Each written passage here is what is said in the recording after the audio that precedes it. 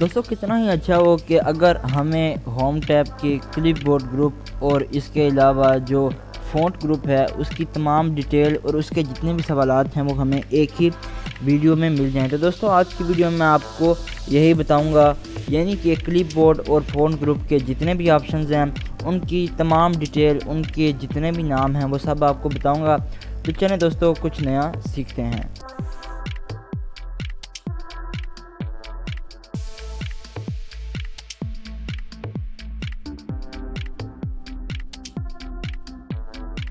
अस्सलाम वालेकुम friends and once again welcome to my YouTube channel knowledge by friend.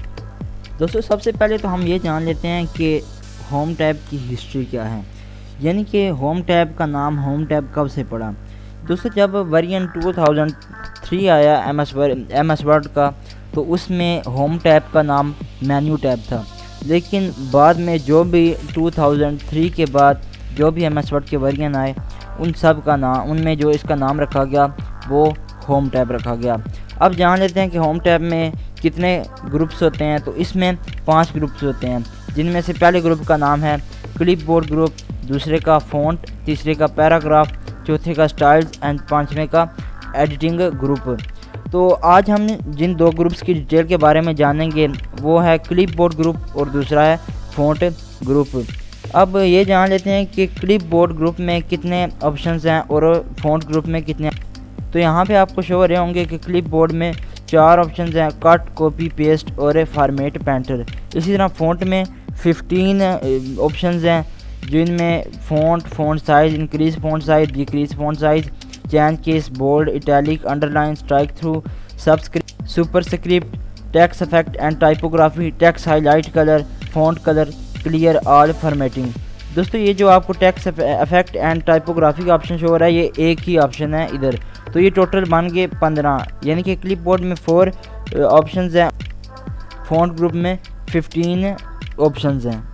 सबसे पहले हम पेज साइज़ चेक कर लेते हैं, क्योंकि अगर पेज साइज़ दुरुस्त ना हुआ तो फिर हमारे लिखने का कोई भी फ़ायदा नहीं है। तो इसके लिए हमें लेआउट में जाना होगा, साइज़ पे क्लिक करना होगा, चेक करना होगा कि यहाँ पे पहले से A4 साइज़ सेलेक्ट है या नहीं है। अगर नहीं सेलेक्ट हो तो आपने इसको सेलेक्ट कर लेना है। उसके बाद दोबारा से हम होम टैब पे चले जाते हैं, जो हमारा मेन मकसद भी आया था, टॉपिक भी आया था क्लिपबोर्ड और फ़ॉन्ट को सीखना, तो उसको सीख लेते हैं। तो इसके लिए सबसे पहले मैं कुछ यहाँ पे टाइप कर देता हूँ। अब एक बात ध्यान नशीन कर लें कि आप अगर किसी भी वर्ड या किसी भी सेंटेंस या किसी भी पैराग्राफ पे कोई एक्शन अप्लाई करना चाहते हैं तो उसके लिए पहले आपको सेलेक्ट करना होगा। तो सेलेक्ट करने के 3 मेथड हैं। अब जो फर्स्ट मेथड है वो ये है कि आप लिंकी लाइन को उस वर्ड के शुरू में ले जाएं और फिर आप माउस के लेफ़्ट बटन को प्रेस करें और उसको प्रेस करे रखें, यानी कि उसको छोड़ना नहीं आपने, और फिर आप ड्रैग करते हुए दूसरी तरफ, जिस तरफ यानी कि आप सेलेक्ट करना चाहते हैं आप उस तरफ उसको ले जाएं। अब जो दूसरा तरीका है वो ये है कि आप उस वर्ड के एंड में ले जाएं और फिर आप माउस के लेफ़्ट बटन को क्लिक करें और फिर ड्रैग करते हुए दोबारा से आप जिस तरफ भी उसको लेके जाना चाहें, सेलेक्ट करना चाहें, लेके जा सकते हैं। अब जो तीसरा तरीका है वो ये है कि आपको जो शो हो रही होती है कीबोर्ड पर शिफ्ट की और इसके अलावा right, left, up, down arrow show होते हैं। आप शिफ्ट को प्रेस करें और आप जिस तरफ भी सिलेक्ट करना चाहें आप वो एरो, उस एरो को क्लिक करें। यानी कि अभी मैं राइट की तरफ सेलेक्ट करना चाहता हूं तो मैं राइट एरो को क्लिक करूंगा, तो ये देख सकते हैं कि राइट हो रहा है सिलेक्ट। अगर मैं लेफ़्ट की तरफ करना चाहता हूँ तो लेफ़्ट को प्रेस करूँगा और ये देखते हैं कि लेफ़्ट की तरफ सिलेक्ट हो रहा है। इसी तरह अगर डाउन की तरफ, फिर आप की तरफ, आप जिस तरह भी सिलेक्ट करना चाहें कर सकते हैं। तो अभी एक्शन अप्लाई करने के लिए मैं इस सेंटेंस को सिलेक्ट कर लेता हूँ। तो यहाँ पे जो सबसे पहला ऑप्शन है वो पेस्ट का है। पेस्ट से मुराद ये है कि अगर आप किसी चीज़ को कट या कॉपी करें, कट यानी कि अगर आप किसी चीज़ को ख़त्म करते हैं, जैसे कि मैं अभी आपको प्रैक्टिकल करके दिखाता हूँ। ये जैसे कि मैं कट पे क्लिक कर रहा हूँ तो ये कट हो चुका है। तो अगर मैं इसी को किसी दूसरी जगह पे पेस्ट करना चाहता हूँ तो मैं पेस्ट के ऑप्शन पे क्लिक करूँगा तो ये पेस्ट हो जाएगा। इसी तरह आगे अगर मैं किसी चीज़ को कॉपी करता हूँ, जैसे कि मैं इस सेंटेंस को कॉपी करता हूँ, ये कॉपी के ऑप्शन पे क्लिक किया, तो अब मैं इसी सेंटेंस को अगर किसी दूसरी जगह पर भी पेस्ट करना चाहता हूँ, यानी कि मैं चाहता हूँ कि दोनों ये जो सेंटेंस है ये यहाँ पे भी लिखा रहे और दूसरी जगह पे भी, तो मैं पेस्ट के ऑप्शन पे क्लिक करूँगा तो ये देखते हैं कि आप पेस्ट हो चुका है। तो इसके अलावा दूसरा, अगर आपसे कोई बंदा ये सवाल करे कि जब आप किसी चीज़ को कट या कॉपी करते हैं एमएस वर्ड में तो वो कौन से टैब या कौन से ग्रुप में जाती हैं, तो इसका जवाब ये है कि वो होम टैब में और क्लिपबोर्ड ग्रुप में जाती हैं। यहाँ पे जहाँ पे लिखा हुआ है क्लिपबोर्ड, अगर आप इसके सामने देखेंगे एक छोटा सा आपको दायरा नज़र आ रहा होगा, अगर आप इस पर क्लिक करेंगे तो ये देखते हैं कि जितने भी चीज़ें हमने कट या कॉपी की हैं वो यहाँ पे आपको शो हो रही होंगी। तो यहाँ पे मैक्सिमम तकरीबन 24 वर्ड यहाँ पे स्टोर हो सकते हैं, तो आप उनको पेस्ट कर सकते हैं। यहाँ पे अगर देखेंगे मैं इस पर क्लिक करता हूँ तो ये देखते हैं कि यहाँ पे ये पेस्ट हो चुका है। इसी तरह अगर इसको क्लिक करूँगा तो ये देखते हैं कि ये आगे पेस्ट हो रहा है। दोस्तों इस पेस्ट और जो दूसरा कंप्यूटर में आम तौर पर पेस्ट यूज़ होता है उसमें थोड़ा सा डिफरेंस है। वो ये कि आप यहाँ पे अगर किसी चीज़ को कट करते हैं तो भी आप पेस्ट कर सकते हैं, जबकि जो दूसरा पेस्ट का ऑप्शन होता है उसमें आप ये काम नहीं कर सकते। आगे जो फॉर्मेट पेंटर है उसको हम फ़ॉन्ट ग्रुप को सीखने के बाद हम इसको सीखेंगे। आगे जो फ़ॉन्ट ग्रुप में जो पहला ऑप्शन है वो फ़ॉन्ट का ही है, यानी कि फ़ॉन्ट से मुराद ये है कि आप किस तरह का लुक देना चाहते हैं, किस तरह की स्टाइल देना चाहते हैं वर्ड या सेंटेंस को। तो इसके लिए आपको इस ड्रॉप डाउन पे क्लिक करना होगा। तो आप जैसे ही क्लिक करेंगे तो आपके सामने मुख्तलिफ फ़ॉन्ट शो हो जाएंगे, तो आप जिस भी फ़ॉन्ट को सेलेक्ट करना चाहें कर सकते हैं। आप देख सकते हैं कि माउस कर्सर को मैं जिस भी फ़ॉन्ट के ऊपर लेके जा रहा हूँ उसका प्रीव्यू आपको दिखाई दे रहा है। तो मैं जो पहले से डिफ़ॉल्ट है यानी कि कैबलरी बॉडी वही रहने देता हूँ। ऑप्शन जो है वो है फ़ॉन्ट साइज़ का। तो अगर आप इस ड्रॉप डाउन पे क्लिक करेंगे तो ये यहाँ पे आपको फ़ॉन्ट साइज़ जितना भी है वो सारा शो हो जाएगा। यहाँ पे मैक्सिमम आप 72 तक कर सकते हैं और मिनिमम 8 तक आप इसके फ़ॉन्ट साइज़ को कर सकते हैं। तो यहाँ पे आप देखते हैं कि यहाँ पे दरम्यान में कुछ गिनती के वर्ड यहाँ पे मिसिंग है, यानी कि देखते हैं 18 के बाद यहाँ पे 20 लिखा हुआ है, 19 को नहीं है। तो अगर आप खुद से यहाँ पे टाइप करना चाहते हैं 19 तो वो टाइप कर सकते हैं। इसी तरह यहाँ पे आप नोट करेंगे कि यहाँ पे पॉइंट्स में कौन है, तो अगर आप पॉइंट में देना चाहें तो पॉइंट में भी यहाँ पे टाइप कर सकते हैं।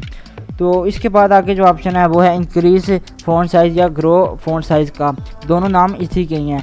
अच्छा दोस्तों, आपने एक बात ये भी नोट की होगी कि मैंने जितने भी ऑप्शन आपको बताए इनमें से किसी भी मैंने आपको शॉर्टकट नहीं किसी की भी बताई। इसकी वजह ये है कि आप जिस भी ऑप्शन पे लेके जाएंगे आपको खुद ही यहाँ पे शो हो रहा होगा कि इसकी शॉर्टकट की शो हो रही है। तो इसलिए मैं नहीं चाहता कि आपका टाइम ज़ाया हो, तो इसलिए मैंने किसी भी शॉर्टकट की नहीं बताई। जिसकी ज़रूरत होगी मैं आपको बता दूँगा कि इसकी शॉर्टकट की ये है।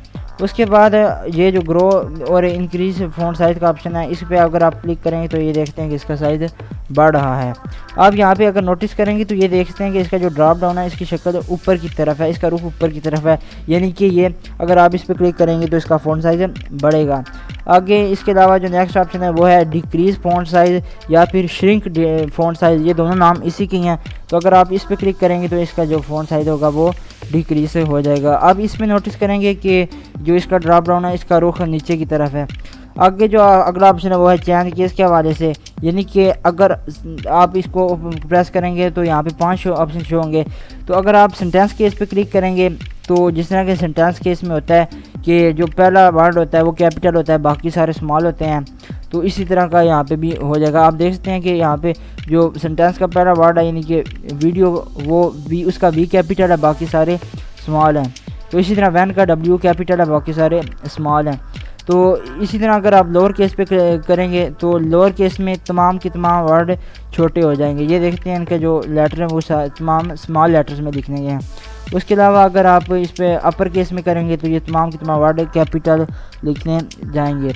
उसके अलावा आगे जो कैपिटलाइज ईच वर्ड है, तो इससे मुराद ये है कि हर वर्ड का जो पहला हरफ होगा वो आपको बड़ा कैपिटल शो होगा, बाकी सारे वो छोटे ही शो होंगे। तो उसके अलावा आगे जो लास्ट है टॉगल केस, इसमें ये होगा उल्ट हो जाएगा, यानी कि जो पहला वर्ड है वो छोटा, वर्ड का जो पहला हरफ है वो आपको छोटा दिखाई देगा, बाकी सारे आपको कैपिटल दिखाई देंगे। उसके बाद आगे जो है वो है रेजर के बारे में, यानी कि अगर आप किसी भी चीज़ को सिलेक्ट करके अगर इसके ऑप्शन पे फॉर्मेट ऑप्शन पे क्लिक करेंगे तो वो सारे जितने भी इस पर फॉर्मेटिंग होगी वो सारी की सारी क्लियर हो जाएगी, सिवाय चेंज केस के और हाईलाइट कलर के। यानी कि अगर आपने इसमें केस चेंजिंग की हुई है, यानी कि आपने कोई भी अगर सेंटेंस केस किया हुआ है या टॉगल केस किया हुआ है तो आप उसको फॉर्मेट नहीं कर सकते। उसके लिए आपको चेंज केस के ऑप्शन में जाना होगा और फिर से आपको जो आप सेलेक्ट करना चाहें कर सकते हैं। वैसे आप अगर यहाँ पे क्लियर ऑल फॉर्मेटिंग के ऑप्शन पे क्लिक करेंगे तो फिर वो फॉर्मेट नहीं हो सकता। उसके बाद नेक्स्ट ऑप्शन है बोल्ड के बारे में। बोल्ड से मुराद होता है गहरा, यानी कि अगर आप थोड़ा सा डार्क करना चाहते हैं किसी वर्ड को तो आप वहाँ पे बोल्ड सेलेक्ट करके बोल्ड कर सकते हैं। इसके अलावा इटैलिक से मुराद ये होता है थोड़ा सा टेढ़ा, यानी कि अगर आप किसी वर्ड को थोड़ा सा टेढ़ा करना चाहते हैं तो आप इटैलिक के ऑप्शन पर क्लिक करेंगे तो वो टेढ़ा हो जाएगा। तो इसी तरह अगर आप इसको रिमूव करना चाहते हैं, यानी कि अगर आपने बोल्ड कर दिया या इटैलिक कर दिया, तो आप चाहते हैं कि अब आप इटैलिक ना करें, तो आपने इसको दोबारा इटैलिक के ऑप्शन पर क्लिक कर देना आई के, तो ये देखते हैं कि ये इटैलिक का ख़त्म हो चुका है। इसी तरह अगर आप बोल्ड के ऑप्शन पर दोबारा क्लिक करेंगे तो जो आपने बोल्ड किया था वो ख़त्म हो चुका होगा। है वो है अंडरलाइन, यानी कि लाइन मारना। दोस्तों वो लाइन मारना मत समझिएगा, लाइन मारने से मुराद लाइन ड्रा करना है। अगर आप इस पर क्लिक करेंगे तो आप देखते हैं कि यहाँ पे सारे पैराग्राफ के नीचे एक लाइन ड्रा हो चुकी है। तो अगर आप और अंडरलाइन स्टाइल चाहते हैं तो इसके लिए आपको ये जो यहाँ पे अंडरलाइन का ऑप्शन दिया गया, इसके साथ अगर आप ड्रॉप डाउन एरो पे क्लिक करेंगे तो यहाँ पे आप देख सकते हैं कि आप जिस भी अंडरलाइन स्टाइल पे लेके जा रहे हैं वो अप्लाई हो रहा है। तो यहाँ पे मुख्तलिफ अंडरलाइन स्टाइल्स हैं, जैसे डॉटेड डैश वेव अंडरलाइन, लेकिन ये बहुत ही थोड़े हैं। तो अगर आप और ज़्यादा स्टाइल चाहते हैं तो इसके लिए आपको मोर अंडरलाइन में जाना होगा और यहाँ पे अंडरलाइन स्टाइल पे आप क्लिक करेंगे तो ये देख सकते हैं कि यहाँ पे और भी ज़्यादा स्टाइल हैं, तो आप जो भी अप्लाई करना चाहें कर सकते हैं। तो यहाँ पे एक ऑप्शन है वर्ड्स ऑनली, बहुत से लोगों को इसके बारे में पता नहीं होता, तो आप इसको भी सिलेक्ट करना चाहें कर सकते हैं। इस पर वर्ड्स ऑनली पे क्लिक करें, ओके पे क्लिक करें, तो आप ये देख सकते हैं कि हर वर्ड के नीचे इलादा से ये आ चुके हैं अंडरलाइन, यानी कि इसके नीचे लाइन ड्रा हो चुकी है। तो इस तरह से अंडरलाइन को आप यूज़ कर सकते हैं ऑप्शन को। इसके अलावा जो नेक्स्ट ऑप्शन है वो है स्ट्राइक थ्रू। स्ट्राइक थ्रू से मुराद ये होता है कि अगर आप किसी वर्ड को कट करना चाहते हैं, ख़त्म नहीं करना चाहते, लेकिन आप उसके दरमियान में लाइन लगाना चाहते हैं, यानी लाइन ड्रा करना चाहते हैं, तो उसके लिए आप इस ऑप्शन को इस्तेमाल कर सकते हैं। ये अक्सर उस वक्त होता है कि जब आपके पास कोई भेजा जाए ईमेल चेकिंग के लिए या कोई डॉक्यूमेंट चेक करने के लिए भेजा जाए, तो आप उसको बताना चाहते हैं जी कि ये तुम्हारा वर्ड या सेंटेंस गलत है, तो उसके लिए आप ये इस ऑप्शन को इस्तेमाल करते हैं। तो जैसे मैं इसको यहाँ पे सेलेक्ट कर लेता हूँ और इस पर क्लिक करूँगा तो ये देखते हैं कि यहाँ पे एक लाइन दरमियान में से ड्रा हो गई है। तो अगर आप इसको और ज़्यादा, यानी कि आप चाहते हैं कि यहाँ पे एक लाइन ड्रा या आप 2 लाइन ड्रा करना चाहते हैं, तो यहाँ पे देखेंगे फ़ॉन्ट के आगे यहाँ पे एक छोटा सा दायरा बना हुआ है। अगर आप इस पर क्लिक करेंगे तो ये फिर से वही डायलॉग बॉक्स आपके सामने ओपन हो जाएगा। इसके अलावा इसकी एक शॉर्टकट की भी है, Ctrl+D को अगर आप प्रेस करेंगे इकट्ठे तो ये देख सकते हैं कि ये वही से दोबारा डायलॉग बॉक्स ओपन हो जाएगा।